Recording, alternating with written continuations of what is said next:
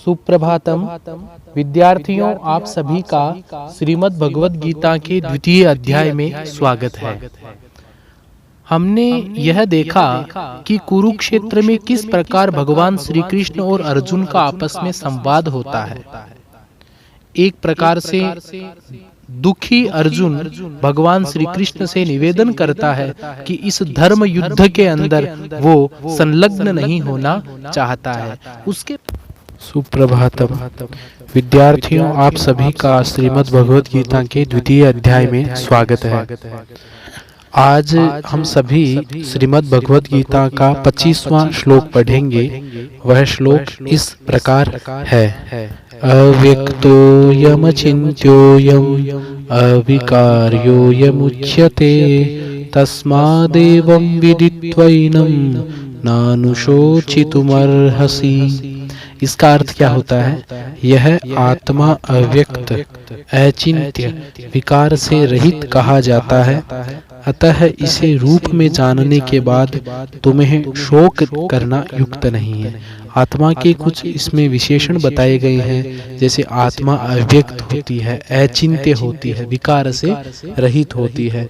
यदि आत्मा के इन विशेषणों को कोई व्यक्ति जानता है तो वह शरीर के नष्ट होने का शोक तो नहीं कर सकता।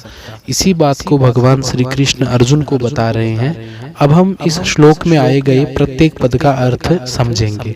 अव्यक्तोयम, अव्यक्तोयम जो पद है उसका पदच्छेद होगा अयम अव्यक्तः। अयम आत्मा पुल्लिंग है तो अयम का मतलब यह। उसके बाद में अव्यक्तः, व्यक्त का मतलब नहीं दिखाई देने वाला। व्यक्त शब्द का अर्थ क्या होता है? जो दिखाई नहीं देता उसको बोलते हैं अव्यक्त। उसके बाद में कहा है अचिन्त्योयम। अयम अचिन्त्यः, अयम मतलब यह आत्मा। अचिन्त्य, अचिन्त्य का मतलब जिसका मन के द्वारा जिसका चिंतन नहीं किया जा सकता। ठीक है। उसके बाद में अयम अविकार्यः। अयम मतलब यह अर्थात आत्मा। अविकार्यः मतलब विकार रहित, किसी भी प्रकार का विकार आत्मा को प्रभावित नहीं कर सकता। उसके बाद में अयम उच्यते। अयम मतलब यह आत्मा अविकार्य, विकार से रहित। उच्यते मतलब कही जाती है। तस्मात् एवं, तस्मात् इसलिए मतलब आत्मा अव्यक्त है, आत्मा अचिंत्य है, आत्मा अविकार्य है। यह सब होने के कारण तस्मात् एवं, एवं मतलब इस प्रकार विदित्वा एनम। अब विदित्वा एनम में वृद्धि संधि है। विदित्वा का आ और एनम का ए, आ और ए मिलकर यहाँ पे ऐ होंगे। तो विदित्वा में कत्वा प्रत्यय है तो इसका अर्थ क्या हो गया? जान करके। एनम मतलब इस आत्मा को न अनुशोचितुम अर्हसि। न मतलब नहीं, अनुशोचितुम का मतलब शोक करने के लिए, दुख करने के लिए। न मतलब नहीं, अर्हसि मतलब योग्य हो। यहाँ पे त्वम अर्हसि ऐसा बनता है। अर्थात आत्मा की इतनी विशेषताएं जानने के बाद भी तुम शोक करने के योग्य नहीं हो। अर्थात इस रूप में जानने के बाद तुम्हें शोक करना युक्त नहीं है, शोक करना उचित नहीं है। अब देखो आगे का श्लोक। अथ चैनम नित्यजातम नित्यं वा मन्यसे मृतम तथापि त्वं महाबाहो नैवं शोचितुमर्हसि। इसका देखो अर्थ क्या है। और फिर हे विशाल भुजा वाले अर्जुन, अगर तुम इस आत्मा को हमेशा जन्म लेने वाला अथवा मरने वाला मानते हो तो भी तुम्हें इस प्रकार शोक नहीं करना चाहिए। इसका अर्थ क्या हो गया कि जैसे मान लीजिएगा कि भगवान श्री कृष्ण अर्जुन को यह कह रहे हैं, यदि हम ऐसा मानते हैं ना कि एक व्यक्ति का जीवन एक ही बार प्रारंभ हो गया फिर कभी समाप्त नहीं होने वाला है, या एक व्यक्ति एक बार मर गया और उसके बाद में पुनः उसका जन्म नहीं होगा, यदि हम ऐसी दशा को भी प्राप्त है तो भी हमें शोक नहीं करना चाहिए। अब देखो इस श्लोक में आए गए प्रत्येक पद का हम अर्थ समझते हैं। यहाँ पे अथ च लिखा हुआ है।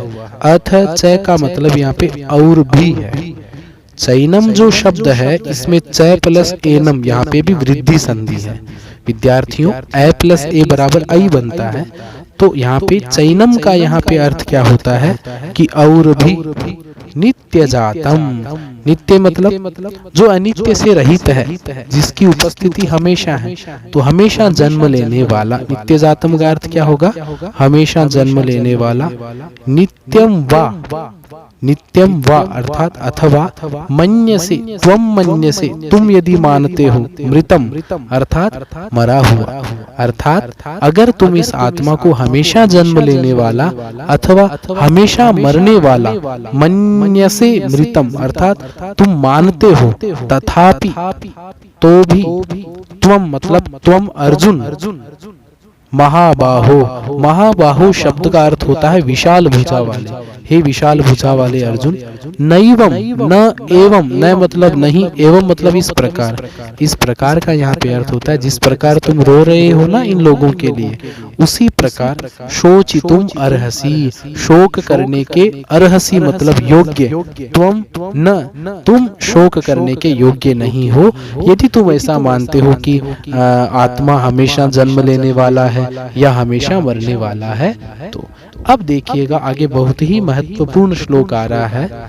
उसका श्लोक इस प्रकार होगा, जातस्य हि ध्रुवो मृत्युः ध्रुवं जन्म मृतस्य च तस्मादपरिहार्यर्थे न त्वं शोचितुमर्हसि।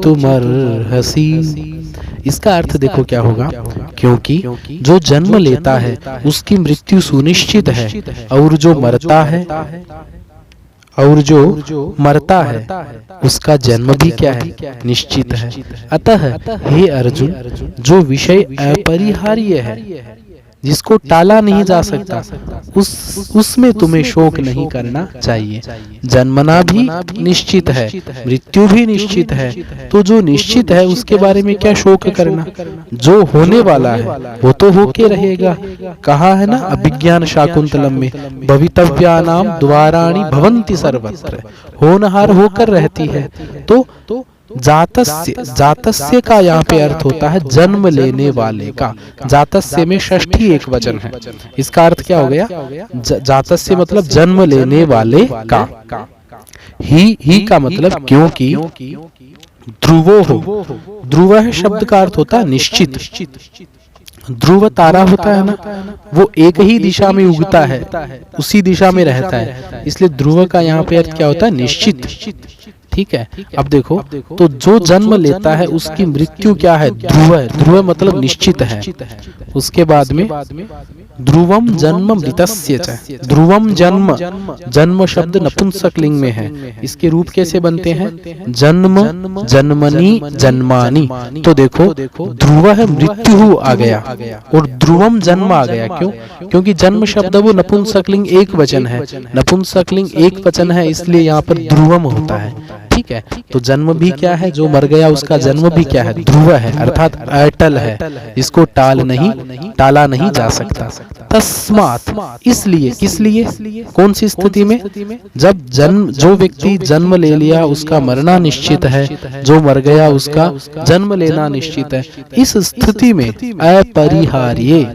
अपरिहार्य मतलब नहीं टाले जा सकने वाले, एक ऐसी स्थिति जिसका निवारण नहीं किया जा सकता। न त्वम, न मतलब तुम, न मतलब नहीं, त्वम मतलब तुम, शोचितुम अर्हसि। शोचितुम में तुमुन प्रत्यय है। तुमुन प्रत्यय के लिए अर्थ में आता है ना, जैसे पठितुम पढ़ने के लिए, पातुम पीने के लिए। इसी प्रकार शोचितुम का मतलब शोक करने के लिए, अर्हसि मतलब योग्य। अब देखो यहाँ पे अर्हसि आ रहा है। अर्हसि मध्यम पुरुष एक वचन में आता है, त्वम के साथ में इसका प्रयोग होता है। इसलिए यहाँ पे कहने का मतलब क्या है? जो जन्म लेता है उसकी मृत्यु निश्चित है, और जो मरता है उसका जन्म लेना निश्चित है। अतः हे अर्जुन, एक ऐसा विषय है जिसको टाला नहीं जा सकता, उसके बारे में तुमको शोक कर रहा है। अब देखो आगे का श्लोक क्या है। अव्यक्तादीनि भूतानि व्यक्तमध्यानि भारत अव्यक्तनिधनान्येव तत्र का परिवेदना। इसका देखो अर्थ क्या होता है? समस्त प्राणियों का शरीर जन्म लेने से पूर्व और मृत्यु के पश्चात दिखाई नहीं देता। केवल बीच अर्थात जन्म के बाद की अवस्था में ही वह शरीर व्यक्त होता है। अतः उस बीच में चिंता नहीं करनी चाहिए। इसका देखो अर्थ क्या है कि जैसे हम जन्म के पहले हमारा कोई अस्तित्व नहीं था, मृत्यु के बाद में हमारा कोई अस्तित्व नहीं रहेगा। ये अस्तित्व शरीर की सत्ता को मानते हुए इस संसार में जो व्यक्ति रहते हैं उनका जन्म के पहले वो दिखाई नहीं देता है, जन्म के मृत्यु के बाद भी नहीं दिखाई देते हैं। तो क्या कहा है, अव्यक्त निधनान्येव व्यक्त मध्यानि भारत, अर्थात ये जो बीच में है, जन्म और मृत्यु के बीच में जो हम दिखाई दे रहे हैं, इतना ही हमारा अस्तित्व है शारीरिक दृष्टि से। तो देखो भारत, भारत शब्द यहाँ पे संबोधन एक वचन है, जिसका अर्थ क्या होता है, हे भरतवंशी अर्जुन। अब देखो इसका अर्थ क्या होता है, अव्यक्तादीनि भूतानि। भूतानि शब्द का यहाँ पर अर्थ क्या होता है, प्राणिनः। भूतानि शब्द का अर्थ क्या होता है, प्राणिनः। तो देखो इसमें अर्थ क्या होता है, समस्त प्राणी। भूतानि शब्द भूत शब्द का नपुंसकलिंग एक वचन में बनता है। तो समस्त प्राणिनः अर्थात समस्त प्राणी। अव्यक्तादीनि, अव्यक्तादीनि का मतलब क्या है, जन्म से पूर्व बिना शरीर वाले, मतलब किसी भी प्रकार से वो एक्सप्रेस्ड नहीं हो रहे थे, दिखाई नहीं दे रहे थे। ठीक है, तो सभी प्राणी है वो क्या थे, जन्म से पूर्व बिना शरीर वाले थे। उसके बाद में देखो क्या है, व्यक्त मध्यानि भारत। व्यक्त का मतलब क्या है कि वो अपने आप दिखाई देने लग गए थे। कब? व्यक्त मध्यानि भारत का मतलब हे अर्जुन, केवल मृत्यु और जन्म के बीच में ही वो शरीर वाले प्रतीत होते हैं। अव्यक्त निधनान्येव, उसके बाद में देखो क्या, अव्यक्त निधनान्येव का मतलब और मृत्यु के पश्चात भी वो बिना शरीर वाले हो जाते हैं। अव्यक्त का मतलब वो दिखाई नहीं देते हैं। निधनानि का मतलब मृत्यु के बाद। तत्र का, तत्र मतलब उस विषय में, किस विषय में, जन्म के पहले दिखाई नहीं देना, मृत्यु के बाद में भी नहीं दिखा देना, जन्म और मृत्यु केवल बीच में दिखाई देना। इस स्थिति में, इसके विषय में का परिवेदना, चिंता की क्या बात है। ठीक है, इस प्रकार से शरीर की अनित्यता का निरूपण किया है इस श्लोक में। अब देखो आगे का श्लोक क्या है, आश्चर्यवत् पश्यति कश्चिदेनम् आश्चर्यवद्वदति तथैव चान्य आश्चर्यवच्चैनमन्यः शृणोति श्रुत्वाप्येनं वेद न चैव कश्चित्। अब देखो इसमें इसका अर्थ क्या होता है, कोई पुरुष इस आत्मा को आश्चर्य के समान देखता है, उसके विषय में आश्चर्य युक्त सा बोलता है, और इसी प्रकार कोई दूसरा मनुष्य आश्चर्यान्वित सा इसके विषय में सुनता है, और तो कोई तो इसको देखकर उसके विषय में सुनकर भी इसे जान नहीं पाता है। देखो इसमें कहने का अभिप्राय क्या है कि इस आत्मा के बारे में एक जो आश्चर्यजनक स्थिति है व्यक्तियों में, उस स्थिति का भगवान श्री कृष्ण अर्जुन से वर्णन करते हैं। ठीक।